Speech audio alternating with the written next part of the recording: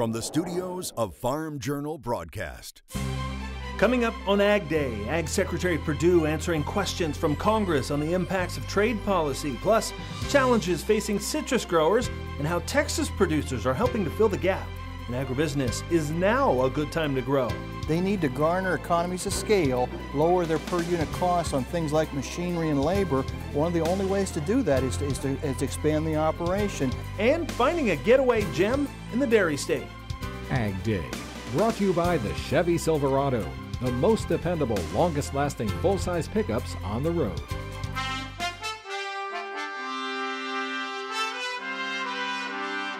Good morning, I'm Clinton Griffiths. Washington is back at work and grilling ag leaders about budgets and trade impacts on farmers.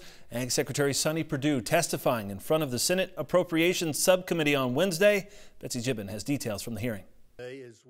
Ag Secretary Sonny Perdue addressing anxiety in farm country at the beginning of his opening statements. As we all know, it's no secret that there's a good bit of anxiety out in the farmland today. There are a lot of concerns. Lawmakers addressing those heightening concerns, asking Perdue about the increased trade tension between the U.S. and China. Perdue saying trade is overshadowing the reauthorization of a farm bill during a farm bill year. The president has assured me, and I've tried to assure the constituency, our constituency out there, that we're not going to ask farmers to bear the brunt and to be the casualties in a trade dispute war. How we do that, and obviously, our goal is to have negotiations. Perdue stating he's pleased to see the Chinese president come back and signal willingness to sit down and talk, especially about intellectual property. With this issue of intellectual property theft, you also are aware that that's happened to agriculture as well. Right. In fact, in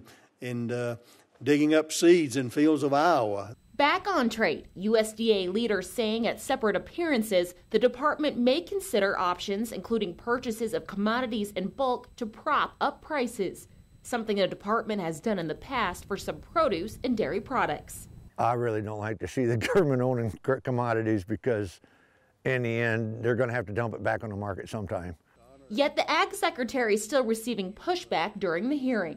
But what I hear on the press is the president's going to say, you know what, don't worry about it, farmers. We're going to give the responsible to Secretary Perdue to make you whole.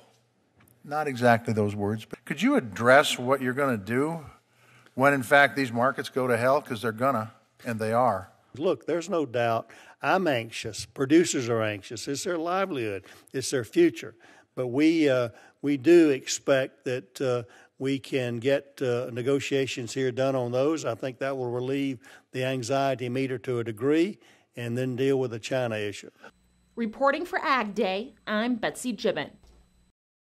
Thanks, Betsy. The meeting meant to focus on the fiscal 19 budget. Perdue did receive questions about proposed cuts to funding for ag research and federal crop insurance.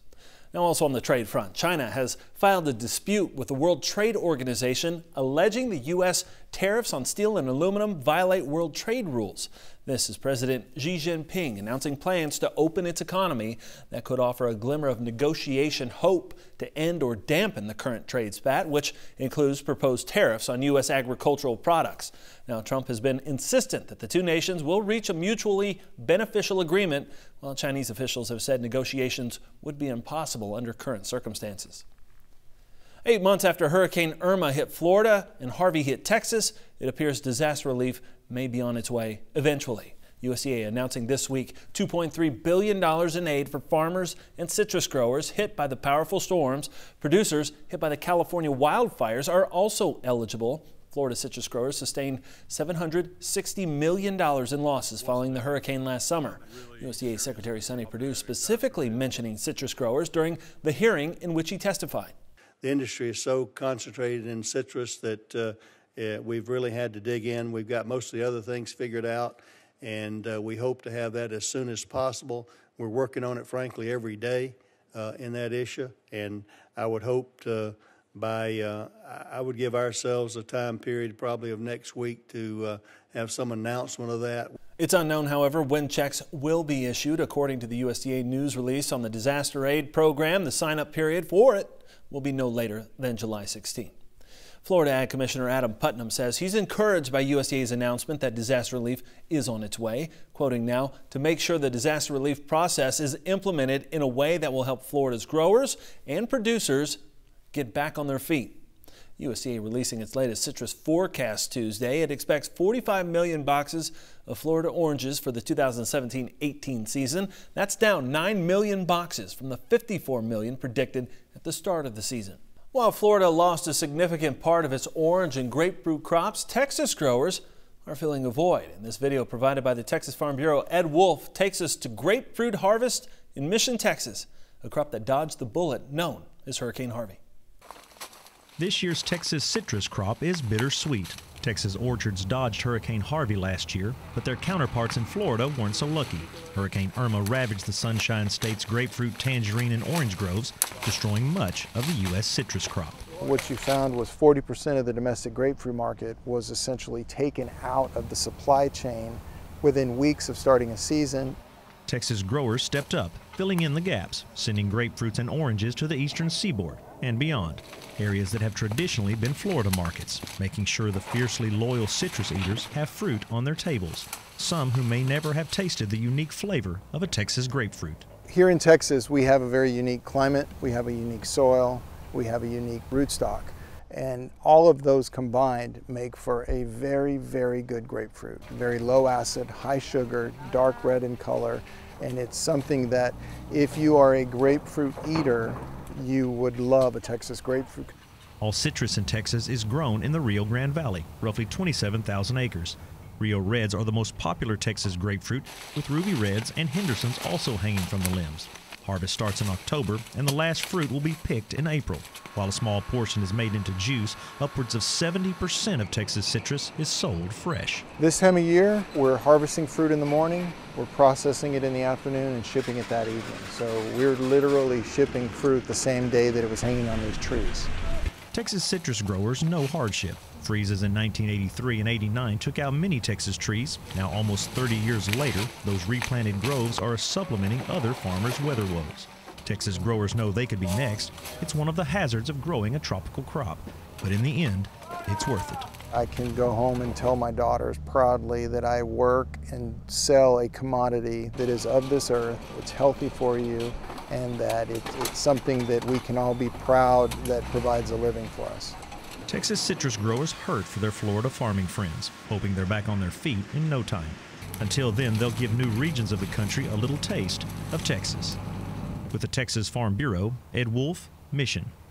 The Texas all-orange forecast is up 15% from the previous forecast and up 54% from last season's final utilization.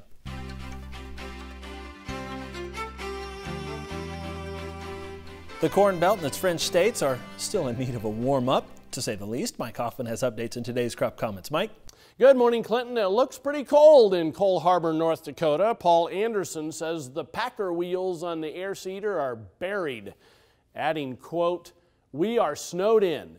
There's about a foot of snow on the flatland there. He says there's more snow in the forecast as well. Yes, there is. And taking a look at the wind speed forecast from the lower Great Lakes, Ohio Valley, all the way into the southern plains and also the southwest. Going to start off pretty windy today, but boy, does it become windy. Four Corner region, much of the southwest, still windy into the Ohio River Valley, central Mississippi Valley. By tomorrow, the storm system moves into the plains. Most of the plains are going to be windy, eastern Rockies into Illinois and Indiana, and that just intensifies as we head through the afternoon. So a windy couple of days across the middle of the country. We'll talk more about your forecast coming up. First, here are some hometown temps.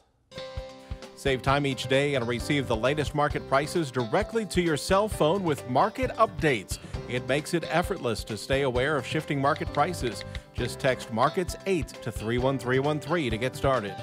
When we come back, a look at the ag economy and answering the question, is now a good time to expand? And later we'll see how wine and cheesemakers in Wisconsin are pairing up to create a weekend getaway in the dairy state.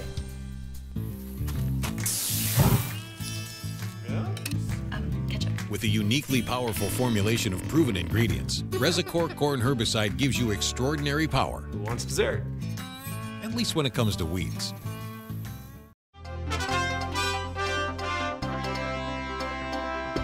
In agribusiness, oil prices climbing to their highest mark in more than 3 years Wednesday. The move driven by tensions in the Mideast and potential conflicts in Syria. Brent crude prices at one point topping $73 a barrel, the highest level since late November in 2014. With all the economic and trade uncertainty, there may be opportunities to expand, but should you take them? Tyne Morgan asked that question in today's analysis from the road. Here now with Michael Lingemeyer of Purdue University. Michael, you know, a lot of producers right now are thinking about, okay, should I be purchasing some land as we see pressured prices, maybe better land values? Should I be purchasing this or that? You know, overall, though, if a producer is asking right now, is it a good time to grow? What would you say?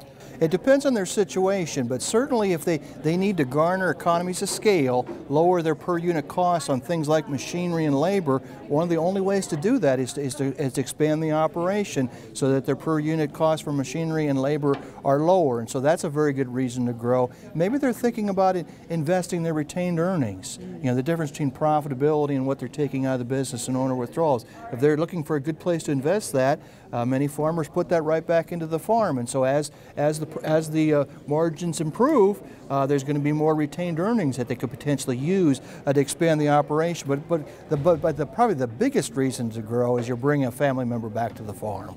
What's the biggest financial mistake that you see producers make? When they're buying machinery and equipment, I think too often they focus on tax. What are the tax implications of buying machinery and equipment? That's very important, don't get me wrong, but it's just as important to clearly look at the benefits versus the cost of buying each piece of machinery. What are the benefits from a dollar per acre, dollar per bushel standpoint of buying that new planter? There are benefits. Just try to quantify those and then compare that to the cost of buying that piece of machinery. And everything we do on the farm or in any business, benefits need to outweigh the costs. All right, some good advice, Michael. Thank you so much. We need to take a quick break and then we'll have a check of weather next.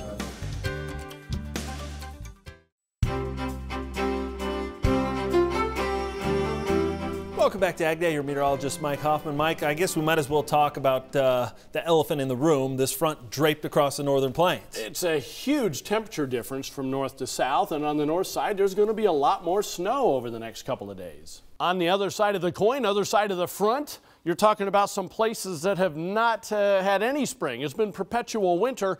They're going to get a couple of days of spring. So let's put the maps into motion. First system moving through the Great Lakes with mainly rain, but there'll be some snow on the northern side of that. Second system is the more powerful of the two. It's really going to pump up the warm air, but it's also going to put down a whole bunch of snow, parts of the northern plains. There's later today. You can see high pressure off the southeast, really keeping it dry for the most part through the southern tier of states.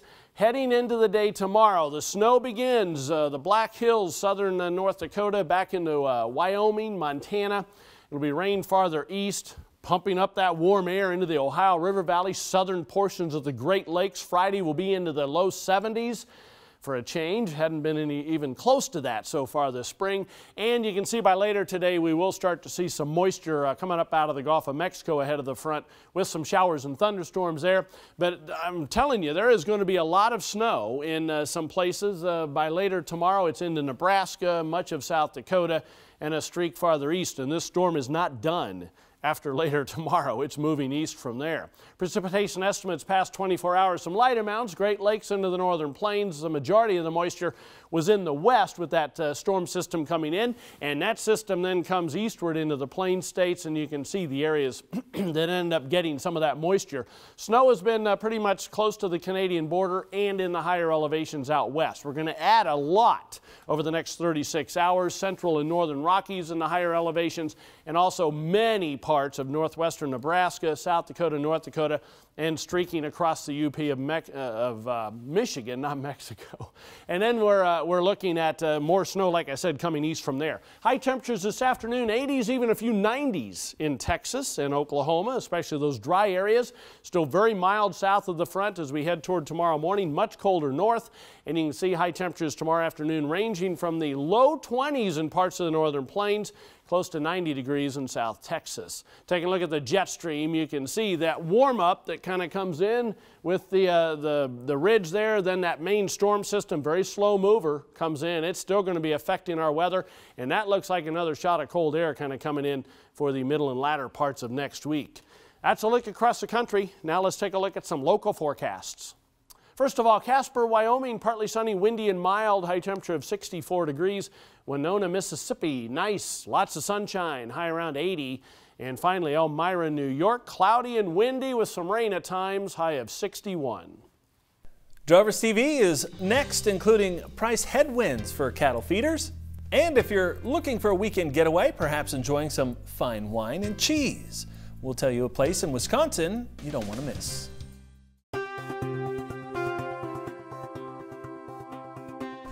On Drovers TV this week, the latest Sterling beef profit tracker showing cattle feeder margins dipping into the red. A $4 per 100 decline in cash prices, pushing margins down $115. Profits were negative $36 per head. Over the past month, feed yard balance sheets have dropped by $230 per head. Packers are still in the black, however, topping $190 per head. Yeah, the cattle market's been quite a roller coaster for us. You know, we try to market where we can and what we can do. Right now, you know, it's just a struggle. You know, we look at it and you know, hay prices have went up. You know, the corn prices came down a little bit, so that's helped ease some pains a little bit along the way. But I just wish we could get that beef price up a little bit. The prospects of a trade war with China pose a threat to U.S. beef exports. A proposed 25% tariff would hit fresh, chilled, and frozen U.S. beef products. That's on top of the 12% tariff already in place. But a co-product of beef production, which would not be hit with tariffs, is leather from beef hides. According to Drovers editor Greg Henderson, beef hides from the U.S. to China is worth $1 billion in exports. And the trade war rhetoric has had little impact on U.S. hide and offal prices. While those prices are lower, they've been on a downward trend since last September.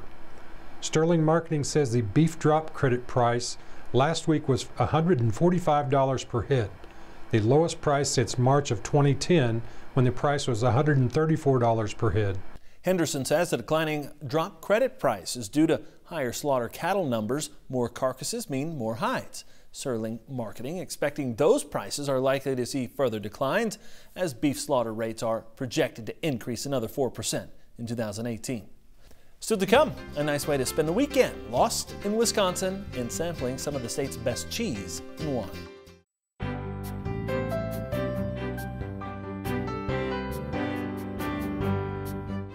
In the Country, sponsored by Kubota. Tractors, hay tools, utility vehicles, mowers, and more. Visit KubotaUSA.com today. Are you one of those people who likes to jump in your car or truck and just explore? No map, no plan, just drive. And if you find a local place to eat, that's even better. Well, in this video provided by the recently renamed organization Dairy Farmers of Wisconsin, see how one corner of the state may be a place to set your course for local wines and cheese. 7 local creameries and 7 estate wineries in the Wisconsin Driftless region are opening their doors for special tasting tours as part of the Driftless Wisconsin Wine and Cheese Trail. We have a great selection of aged cheddars to our baked cheese, Usto to sample, all sorts of samples. My idea was to connect, to create a beautiful driving tour from the Madison area to roughly La Crosse, which would introduce residents from, major metropolitan areas in the state to the beautiful terrain we have here.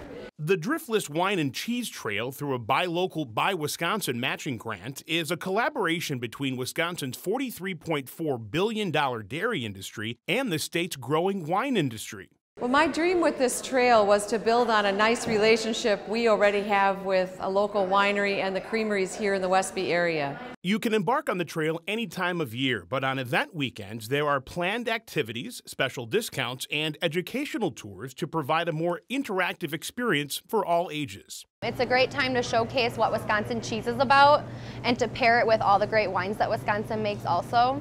We have a great selection of cheese here in Wisconsin.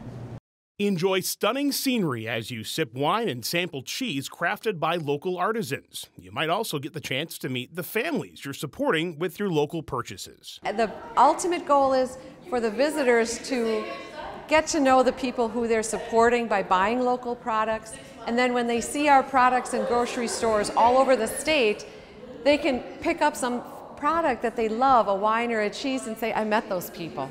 And that's Wisconsin Dairy News. As we mentioned earlier, the Wisconsin Milk Marketing Board has just changed its name to Dairy Farmers of Wisconsin. The group feels it better reflects their mission in the global marketplace. And that's all the time we have this morning. We're sure glad you tuned in. Spent part of your day with us. From all of us here at AgDay, I'm Clinton Griffiths. Have a great day.